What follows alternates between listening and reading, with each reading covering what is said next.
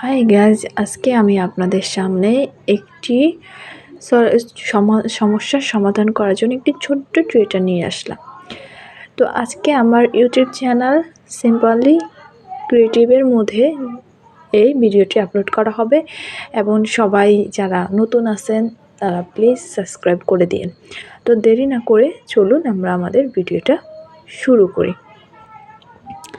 আমরা দৈনন্দিন জীবনে নানা ধরনের সমস্যা ফেস করি। প্রত্যেকটা মানুষের ফোনে একটা হ্যান্ডসেট ফোন আছে, যে ফোনের মধ্যে একটা জিমেল অ্যাকাউন্টের মাধ্যমে আমরা আমাদের ফোনের অ্যাপসগুলো ব্যবহার করতে পারি। এবার আমাদের বিভিন্ন ক্ষেত্রে এই জিমেল অ্যাকাউন্টটা আমাদের প্রয়োজন হয়। তো অনেকেই হয়তোবা এই জিমেল অ্যাকাউন্টের পাসওয়ার্ডটা ভুলে যায়, যেটা আমাদের জন্য অনেক বড় ধরনের একটা সমস্যার সম্মুখীন হতে হয়। তো আজকে আমি আপনাদেরকে দেখাবো যে ফোনে জিমেল অ্যাকাউন্টের পাসওয়ার্ডটা যদি ভুলে যায় তাহলে আমরা নতুন পাসওয়ার্ড কিভাবে পাবো। তো প্রথমে আমি আমার জিমেল এ গেলাম। তো এখানে দেখেন আমার অলরেডি একটা জিমেল লগ আউট করা আছে। তো এখানে অসংখ্য SMS আসছে, জিমেলের অ্যাকাউন্টে মেল করা আছে। তো এখানে যারা আমাকে মেল করছে এখানে সেটা শো করছে। তো আমি এখন ব্যাগে চলে আসব। ব্যাগে এসে আমি এখন এখানে আপনাদের কোন অ্যাপসের মাধ্যমে আমরা জিমেল পাসওয়ার্ডটা চেঞ্জ করতে পারবো। তো এখানে আমরা ব্রাউজার চলে গেলাম। এখানে ব্রাউজার চলে গেলাম। সেখানে গিয়ে আমরা লোডিং দিলাম। এখন এখানে আমরা জিমেল সার্চ করব।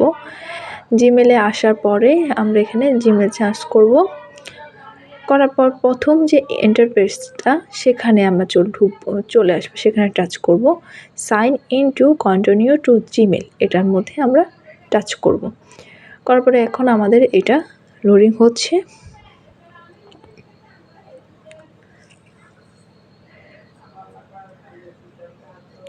লোডিং হওয়ার পর এখানে আমাদের একটা জিমেল অ্যাকাউন্ট শো করছে, যেটা আমার ইউটিউব চ্যানেলের যে জিমেলটা এটা অলরেডি আমার ফোনের মধ্যে অ্যাক্টিভ আছে। তো আমরা নতুন পাসওয়ার্ড নেওয়ার জন্য আমার এখানে আরেকটা আছে, প্রথমটা আমার টাচ করলাম। এখন এটার পাসওয়ার্ডটা আমরা চেঞ্জ করে দেখাবো।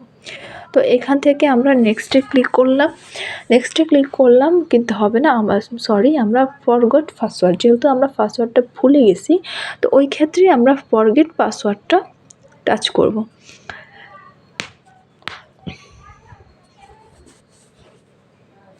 টাচ করার পর এখানে 22 একটা সংখ্যা আসছে। এখন এই জিমেলটা আমার আগে চালু করা থাকার কারণে এই 22 সংখ্যাটার মাধ্যমে আমাদের এটা অটোমেটিক অ্যাড হয়ে যাবে।